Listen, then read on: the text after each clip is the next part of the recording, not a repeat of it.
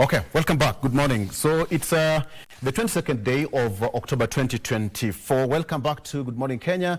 Being a busy week ahead of us, it's going to be an interesting one for that matter, politically, legally speaking, and everything that we need to take home in as far as the political process that we are experiencing.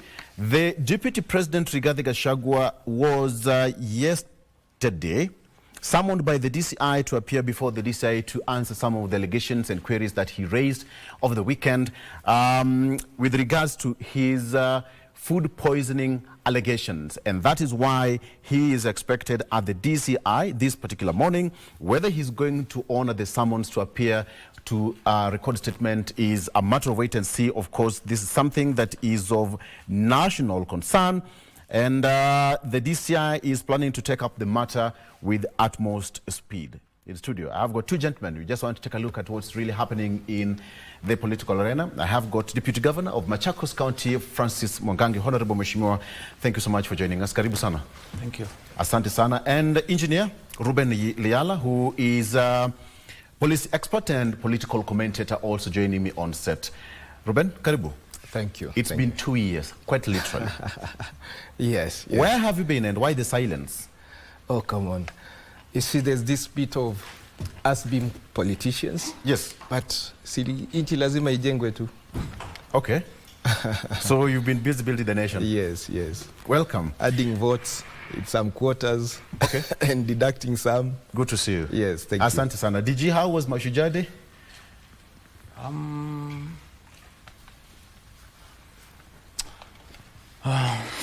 I just watched, on Sunday. Yes. There's the call of national duty and that of my Mecca. So which one comes first? I think the Mecca. Yeah. Yes. Okay. So I just watched over the media what happened. Yes. We'll get into that. You had some engagements last week with the doctors' issue in your county. You'll tell us the progress of that later on. Yes. And blocked the stalemate. So let me take a page of the Gachagua allies plot fight back over ouster. Some of the ex-DPs are Senate voting here on the front. And this is now a case of a showdown where loyalists now vow that the divorce with the president will be painful, hurtful, and catastrophic. Ruben, this reminds you of Macy, Noisy, and the other one was, there were three. That was by the speaker way back then, Moses Wetangula. Gachagua allies plot fight back over ouster. What do you make of that headline? I think it is healthy that everybody should be given a chance to fight when there is that space to execute that mandate. I think the Deputy President is within his rights to fight. But from where I stand, I think his team should have advised him better in the sense that the emotions are tied to his position as the Deputy President and the extension of him being ousted or whatever we'll describe it. I think it might end up causing more animosity and causing high tempers politically, so to speak, emotions that might not add a lot of value to our country. So I think if the country is supposed to be more important to all of us who want to serve, a time comes when you look at a bigger picture. He will have a time to fight, but I think not to an extent where, because what is ahead of us in his predicament in government looks so much like a government policy. I don't think from how it is unfolding, it is an individual who is coming up and saying, I hate this fella, and I want him out. I look at it as so much as a policy that has been embraced with the whole of the government, so the executive part of the government, so to speak. And I think a lot of legislators are seeing value or sense into probably the policy that is being brought to them by the government. And I don't see anything wrong in the executive arm pulling that, because in leadership, you want the best platform to deliver. If one of your team members are a weak link, you really sometimes have to bite the bullet and do what the government is doing, the executive side. So the government is literally biting the bullet in this case? And I don't think there was a better way of putting it other than saying, I see courage, and I also hope there is a way of the president managing the emotions that comes with his particular decision to support this. He's not spoken, but his silence is loud. We can read in between. And I also don't think those who are supporting the deputy president should take this personal, because at the end of the day, the country should be seen to be bigger. Okay. We are beyond that era where an individual should cause emotion to an extent that issues that are governance-based should be trivialized or turned into or should be ethnicized. I think we should go beyond that. Okay. Digit has been one busy week in the country. A lot happened. Allow me to take you back in the course of last week and what we've seen. What have you carried with you until now with new week? And of course, the court is going to be very busy this coming week, Thursday, starting today through to Thursday. What has been your key highlight from where you've been watching all these things unfolding? I'm just seeing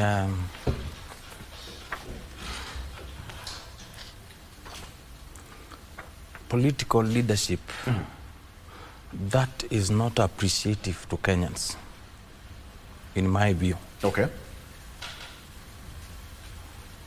I'm saying this because, you know, silence is also a weapon.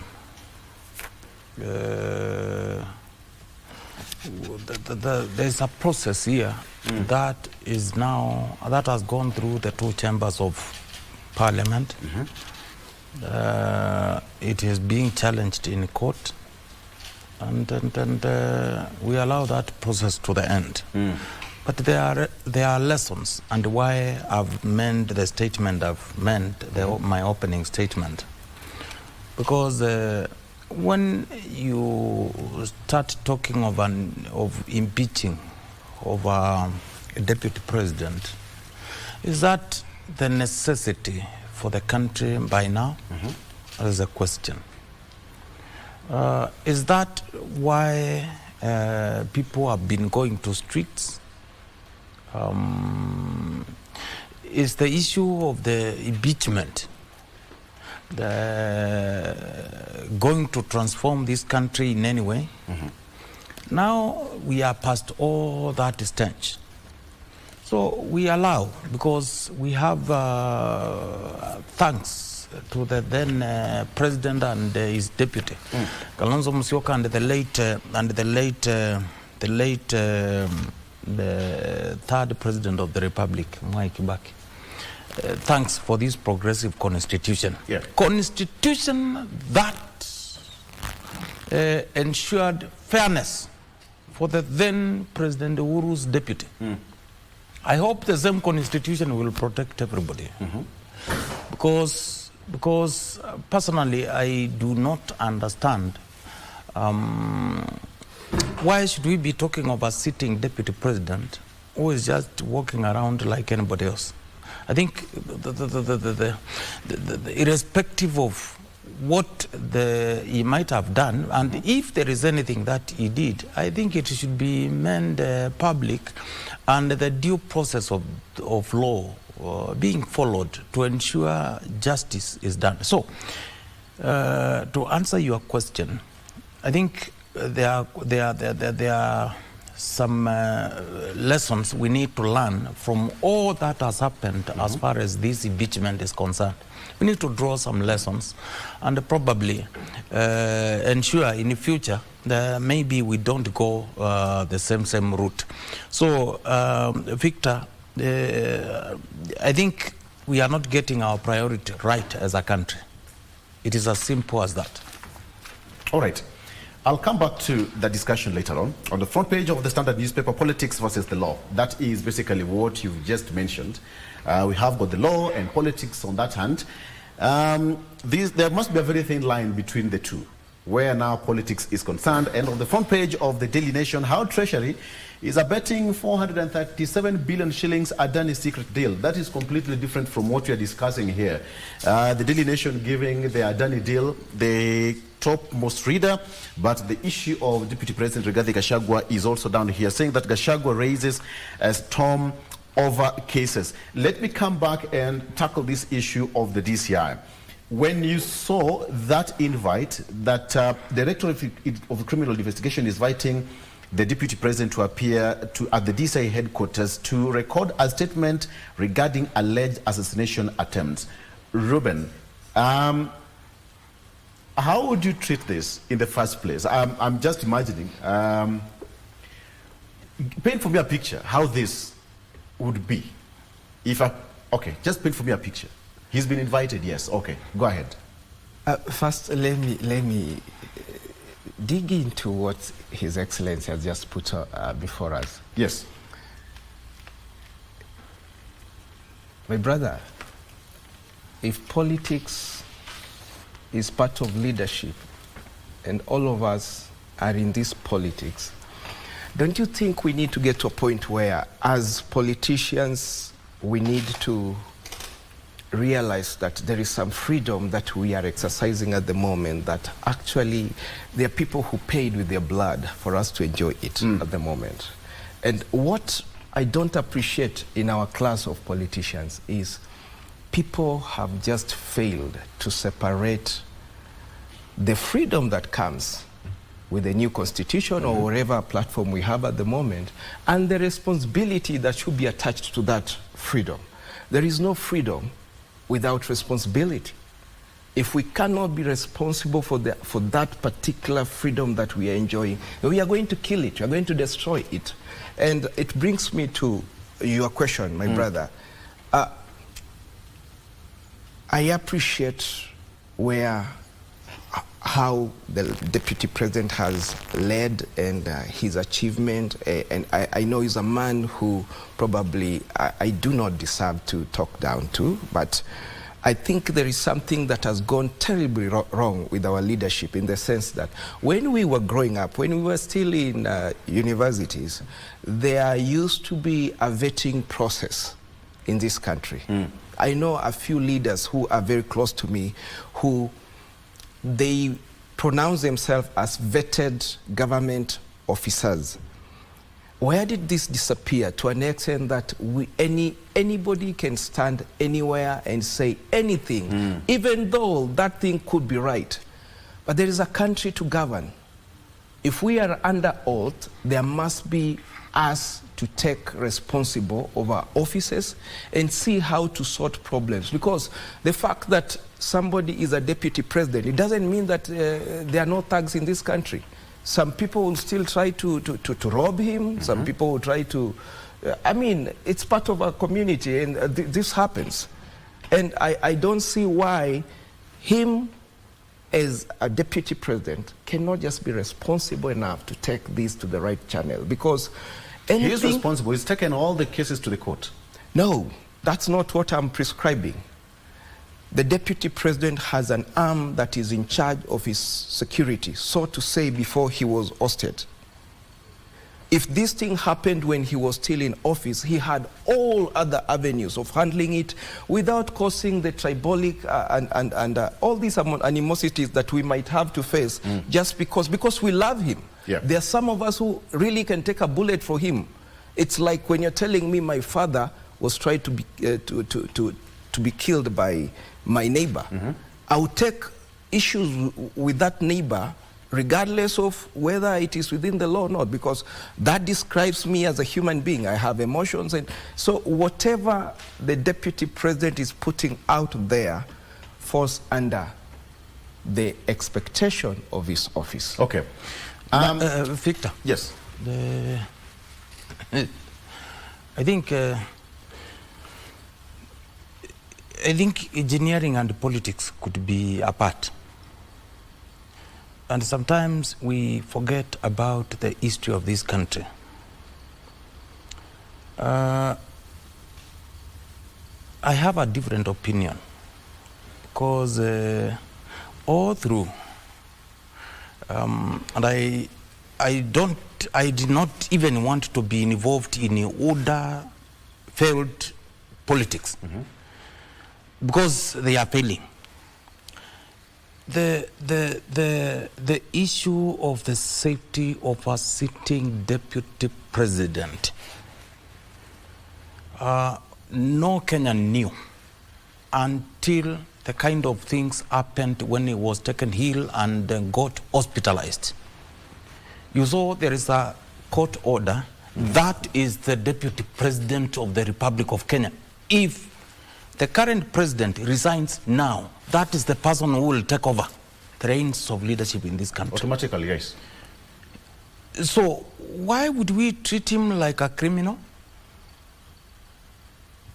So in this case, he spoke after everybody saw what happened.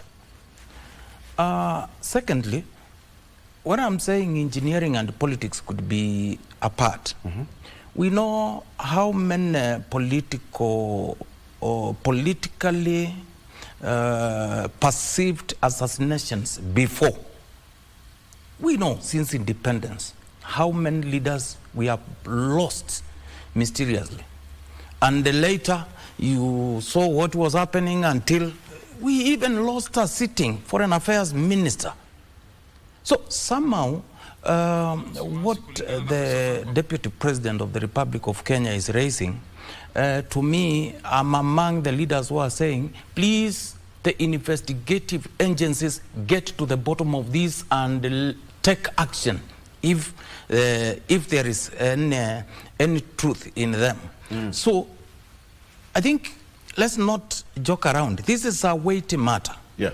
And we need as a country to take it as such. Thirdly, I'm not sure if what we are reading today, the Adani, for example, just one item, the Adani, is almost in every sector now in Kenya. Just one single entity. These people, you know, somehow let us be fair to ourselves. You are telling me one person and the one company can be an expert in airports, is experts within financing of healthcare, is an expert within energy, and is that Gachagua, the deputy president of the Republic of Kenya? Can somebody come forward and tell us? Is it Gachagua who is causing all the confusion we have within the education sector? So I think we need to be fair. And I always ask myself a very simple question. Without knowing, once I get out of my house, whether I will come back, because I don't own the life, God does. Why was I voted to the position that I am in? Am I doing what exactly is expected of this particular office? So there are so many things we can think around. And I think the issue of impeachment, the issue of what we are now discussing is to hide a lot. Maybe what Kenyans do not know is much, much, much heavy than what we are reading from Andani. Look at the state of devolution in Kenya today. We are waking up to an administration that is doing literally almost everything that is supposed to be done by the county. We are talking about county government going months without paying their employees. And those are the people who are in charge of healthcare at the very lower level. Are you not risking it? You had your last IBEC meeting with the Deputy President not too long ago. No. Those meetings I think they were stopped being acted upon a long time ago. That's a serious concern. I personally have attended some of those meetings. Nothing has ever moved. So, and then I think it is high time. If you ask yourself, why am I in this office? Maybe as an MCA, as a deputy governor, as a woman rep, maybe you will start thinking more of the people you represent and their aspirations going forward. I'll come back to that. We look at a case where the Deputy President has been invited to appear before the DCI to record a statement. He doesn't have, last week, over the weekend when he left Karen Hospital, he didn't have a security. We also, it's the spouse, Pastor Dorcas, who opened the door for him, closed the door for him, and they drove in a RAV4. I'm imagining with the Deputy President traversing from his current residence to the DCI headquarters to record a statement. What are we looking at in as far as the second command in the country is invited to record a statement at the DCI with all these allegations? What kind of a picture are we seeing as a nation, Ruben? First of all, I would want to say, Your Excellency, I've seen very splendid high achievers in politics who are engineers, starting with Baba. And kindly, let's just stick to what is broad to all of us.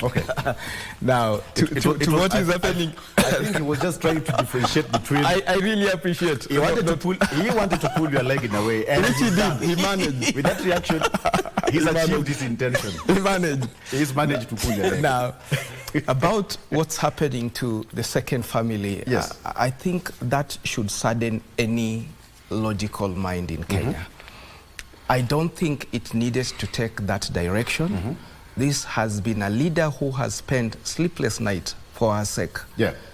I think some referring to how much the executive side of government is pushing him should be applied. And having said that, I apologize to Mama Boys on behalf of other citizens that was uncalled for. As a husband and as a father, I think that was way under what should be expected of the government. But having said that, the deputy president politician should not apologize of what is happening. At least him, the persona. And I cannot apologize for that, because I have seen leaders who have suffered the same cause, and he was in the forefront to cause even more pain on them. Yeah. I see a situation where it should be a point of reflection from his side. I imagine if I was the former president, Uhuru, amongst other MPs from central Kenya who, be it as it may, they lost their seats, and immediately when this government came in, really frustrated them. There should have been some cushion, some transition way of showing respect to people who have served in this country. So I do not support what is going on, but it should be clear to the deputy president he has no moral right to even complain. Now, that should be a lesson to any other person who is seated in the government office. He should know he's there to serve. The right time he will leave the office, and we should start doing things the right way it's supposed to be done. Yeah. And again, as Kenyans, let us not get these platforms, social or main media, to spread rumors like what His Excellency is saying here about Adani. I am an engineer. I have served and been employed in companies that you find they are doing commodities, they are doing factory installation, they are doing telecommunication. So the fact that Adani is there, let's be objective at least as opinion shapers when we are tackling it. I'm not saying that that Adani deal is perfect, but I would expect if we are touching anything, us who have the platform to shape the opinion of the country, let's tackle issues objectively, knowing that this country belongs to us, and all the time we need to provide value when we have the opportunity. Okay. It's not about how smart the words hit in the ears of Kenyans. Let's also direct our citizens to what is objectively going to add value to our country. You wrote in one of the articles that Gachagwa's claims are dangerous if true. Yes. That was yesterday's Star newspaper. Yes. That Gachagwa's claims are dangerous if true. And let me quote what you're saying, that Gachagwa is a leader who has followers, and what he is claiming, if true, is dangerous for the country, and etc., etc. And therefore, you went ahead and said should be investigated. Yes. Go ahead and expound on that.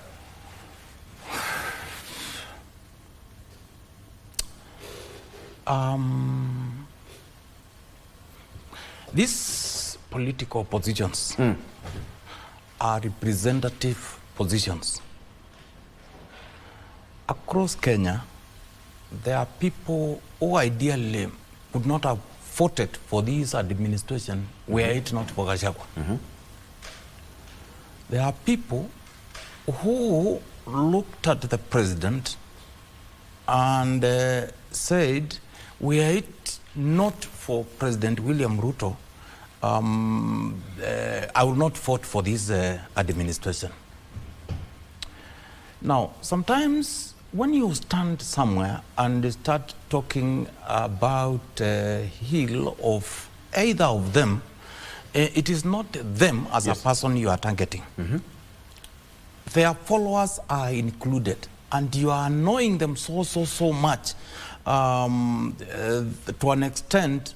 Sometimes, quoting the engineer here, he has said we can bite a bullet. Yes. For the deputy president. What does that one mean?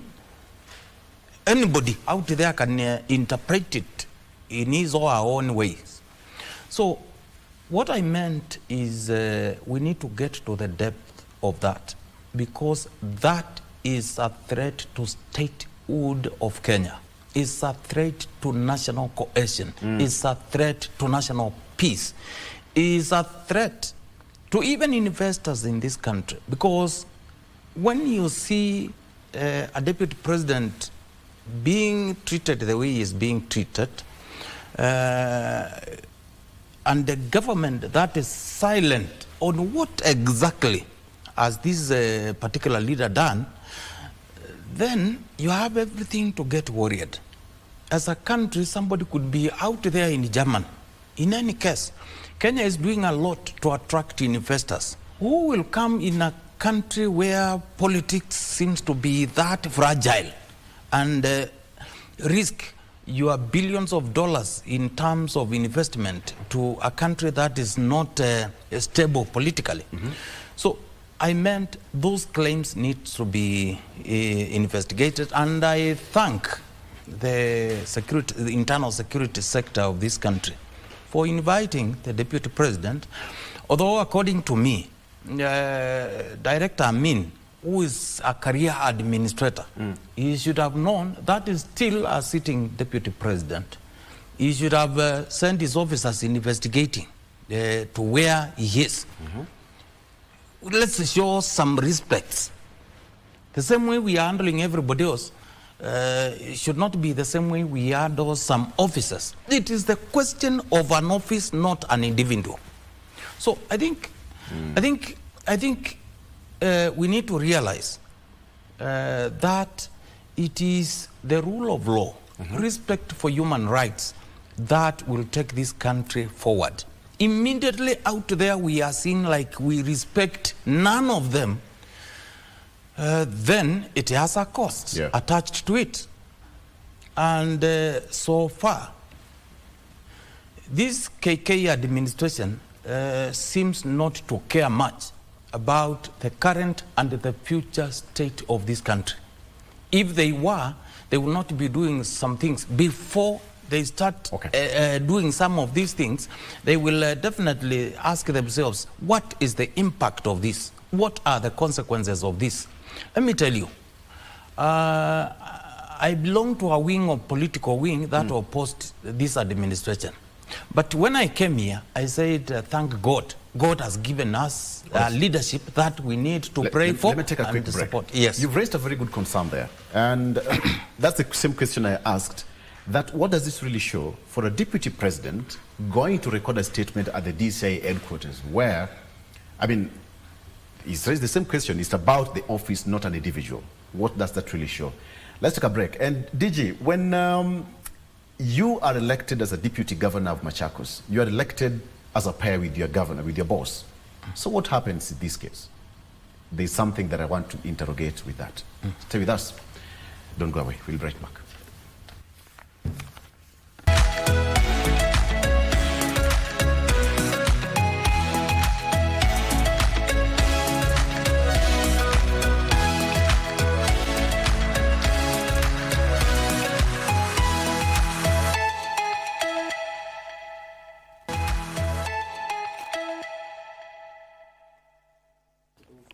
Yeah, okay, welcome back.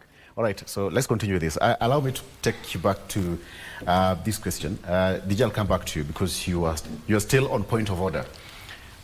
Ruben, we are looking at a situation where the current government is, some would say the process was rushed.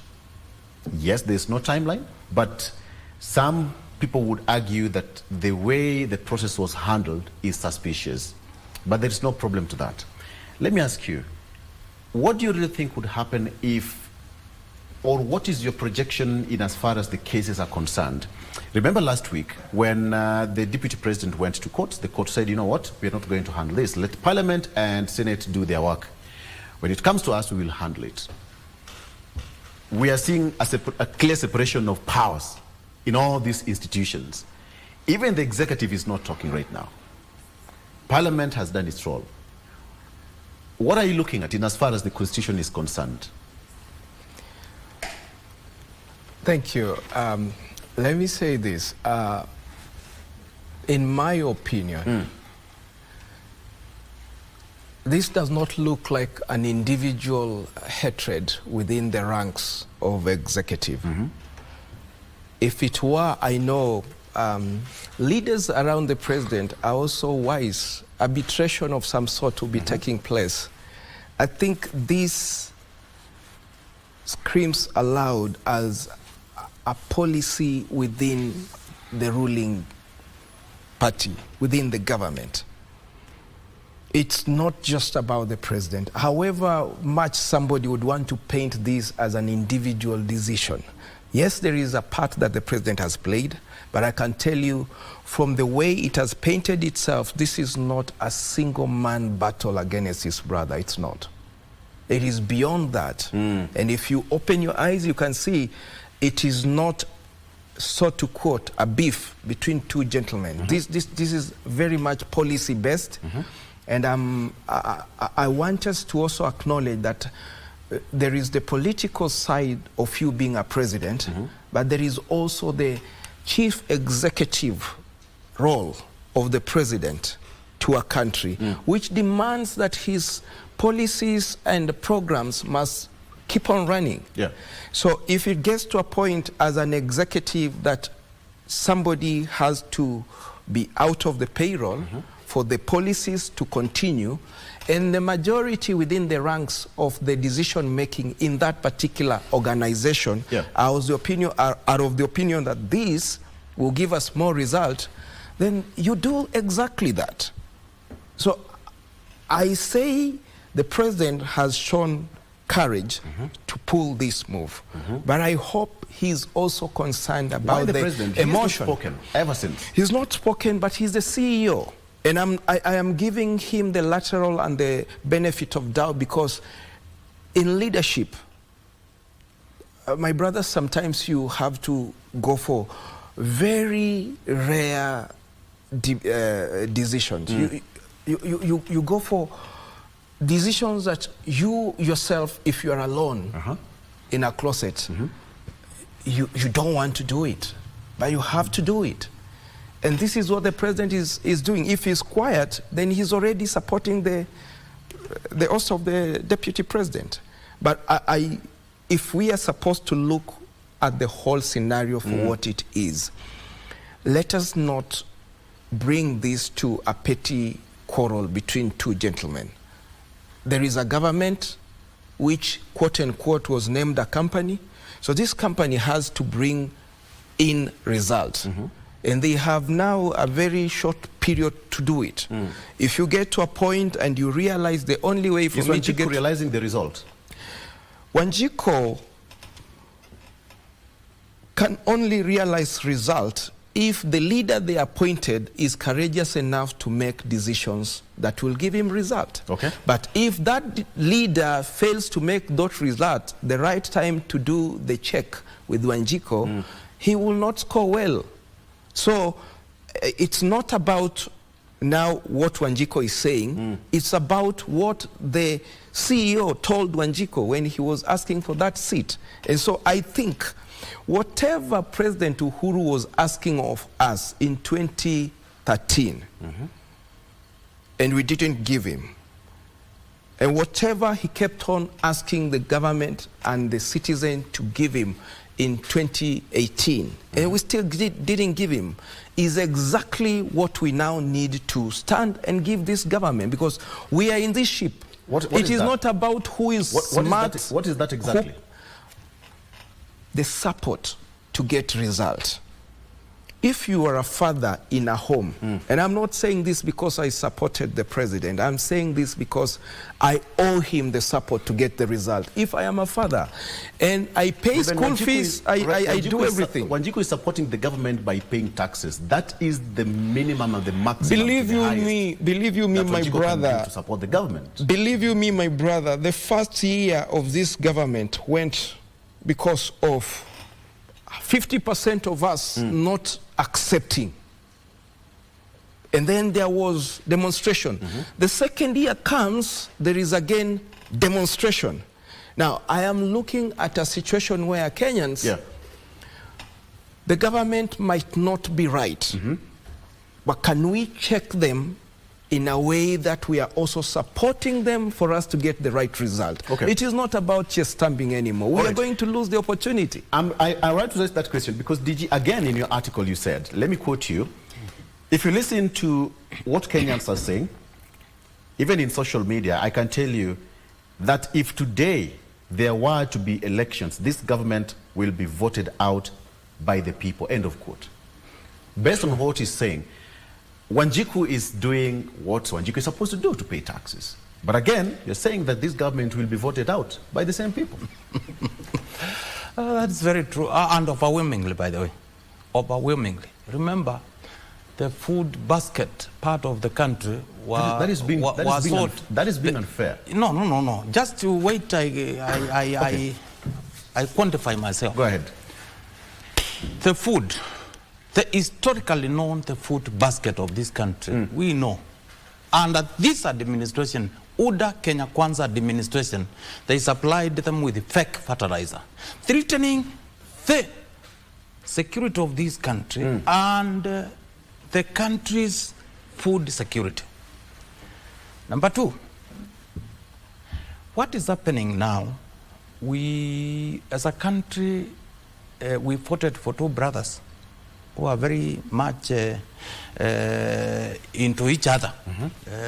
And it is out of that unity we saw, and after we heard the statement that due to what I've undergone as a deputy president, if I am voted today as a president, I will ensure my deputy does not go through the same. What are we seeing? Mike Lofgren has come up with a very interesting material on the deep state. And he goes ahead and says there is the fall of the constitution and the rise of a shadow government. That is a classic of what is happening in Kenya today. Let me go further. We are talking of so many people unaccounted for during the demonstrations. Yeah. People being abducted. Even as we sit here, many of those people are not accounted. And we have a government in place. Which reason do I have to wake up and go and return that government to power? So in this case, there are weight matters that are of national importance to Kenyans. Yeah. What we are seeing are matters of importance to certain individuals. And that is not what the country is for. You know,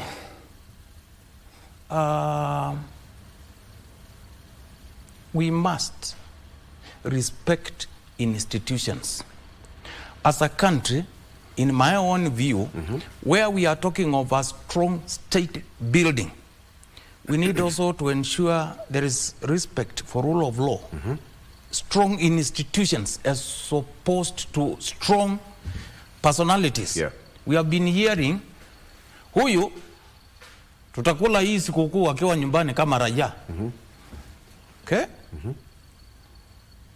And then to make matters worse, again, going back to the process that has just been concluded and now we are in judiciary, we have a person who goes ahead to move a motion in National Assembly and in his own constituency he could not even step there to conduct public hearing. Who was that? This Mutusi man is somebody. So okay. I think we have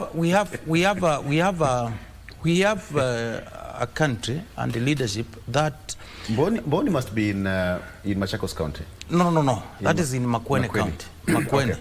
That is Kibwezi West, I think. So in this Kibwezi case, West. yes, in this case, my humble submission would be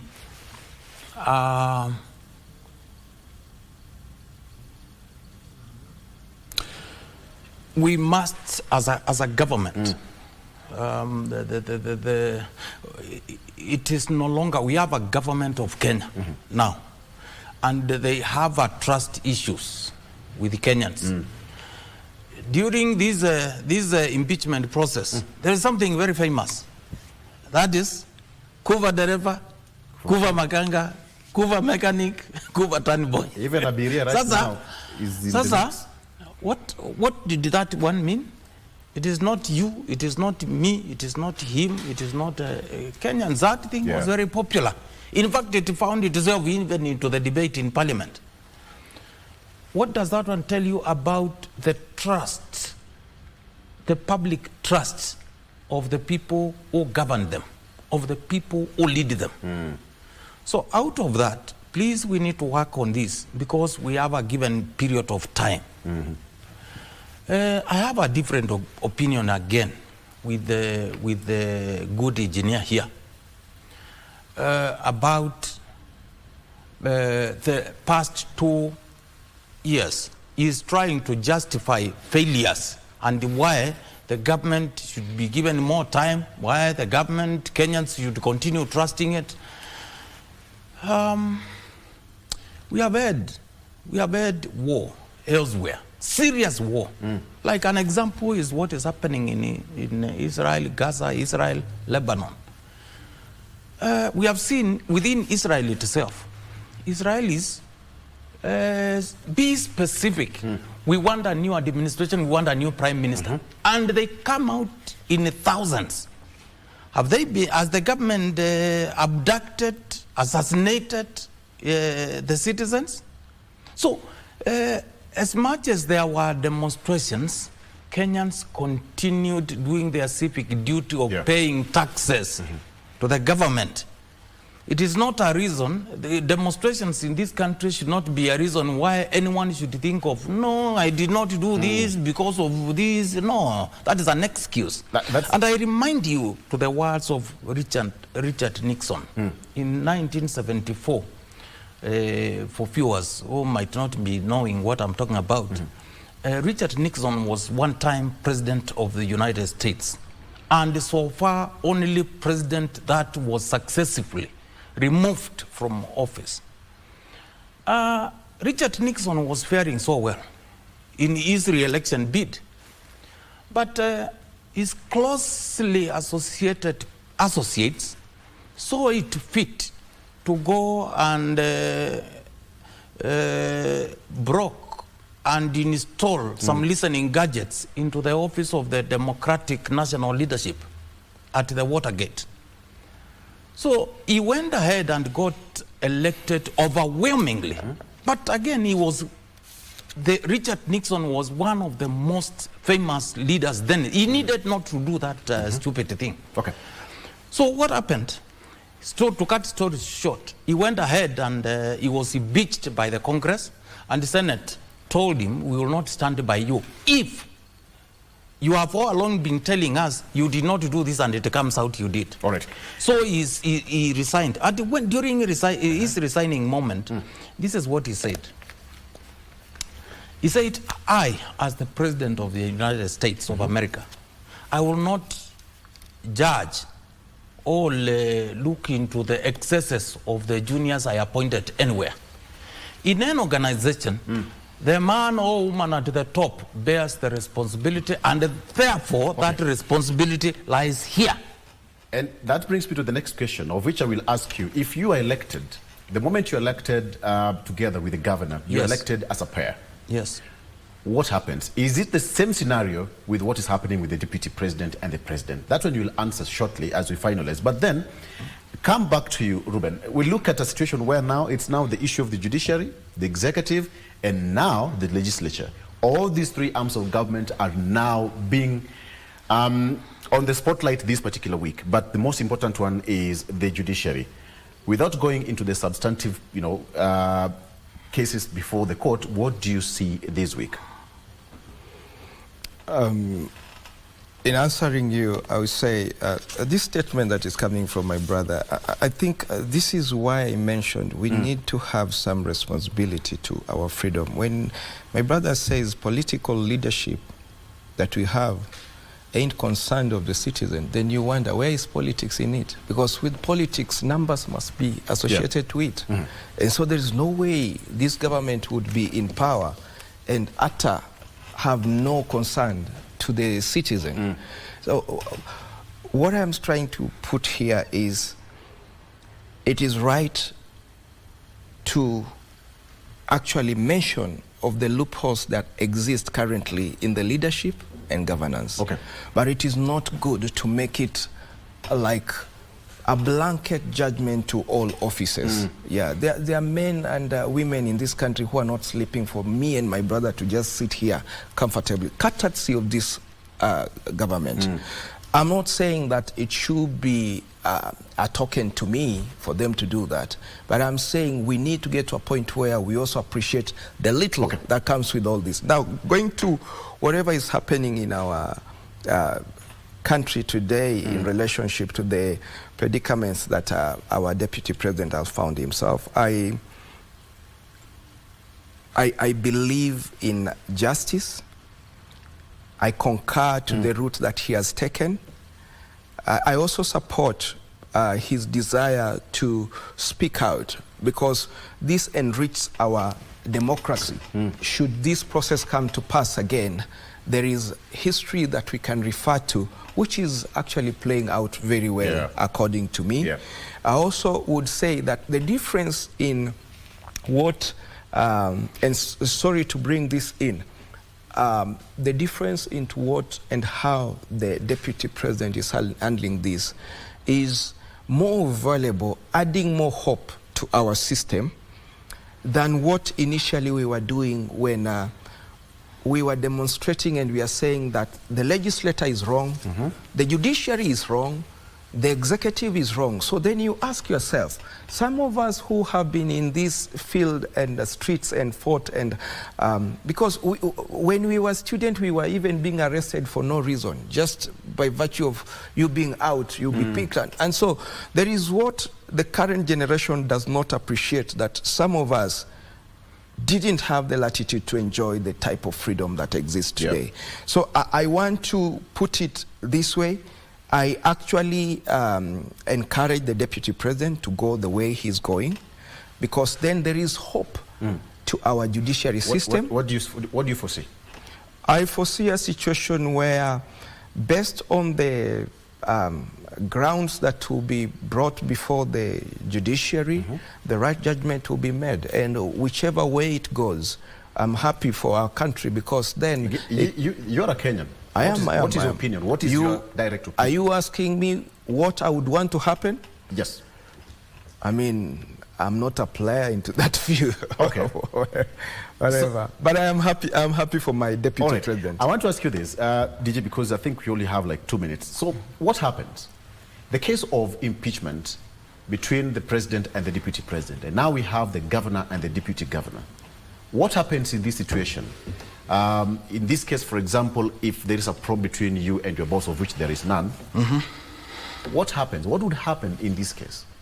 Would the governor have that latitude to pick another person to handle your office without involving the IEBC? Already some governors have done so. I'm speaking as a national whip of Deputy Governors Forum, and we have so many cases. Even where the governor is away and he or she picks the spouse to come and act. We have all those cases within our forum. I did not know until I got to the position that I am in. Interesting. But that is not here nor there. Let's suppose that that's the same with the president. What I would say, in my case with my boss, personally, I believe strongly that the governor should have space, because the way I believe, leave alone what the Constitution said, you are there to assist. Okay? Yeah. Let's start there.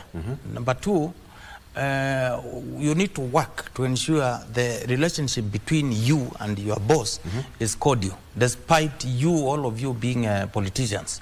You must understand, universally, it is the boss who is elected to run the county.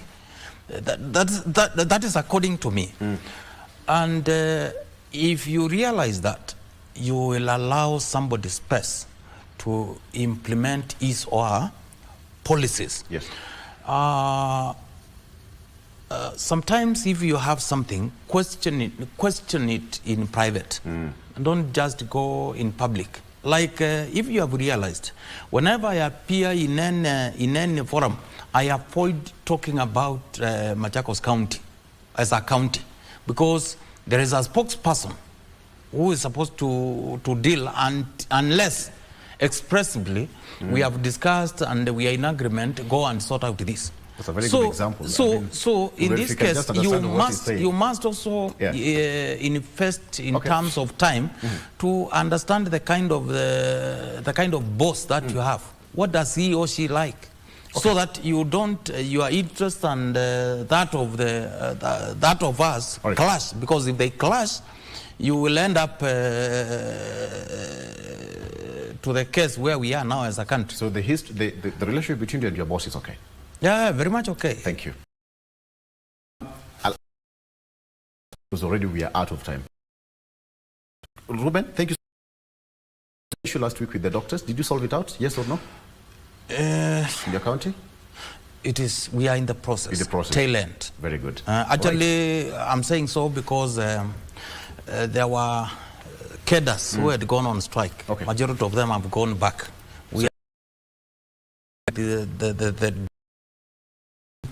We are all. Very good. Thank you so much, Ruben Leala. Thank you so much. And engineer, he was here almost 2 years ago. He's back, looking strong and better. Appreciate it. If you know, you know. All right. Deputy Governor of Machakos, thank you so much for coming, and we hope that the issues raised in your county will be sorted out and everybody's going to get the service they need. All right, let's take a break. When we come back, we are still crossing now. The main topic is kubanduliwa na kuchaguliwa kwa naibu wa rais and everything that we expect to be happening these weeks. Let's take a break. When we come back, Zinga continues. Stay with us. Good morning.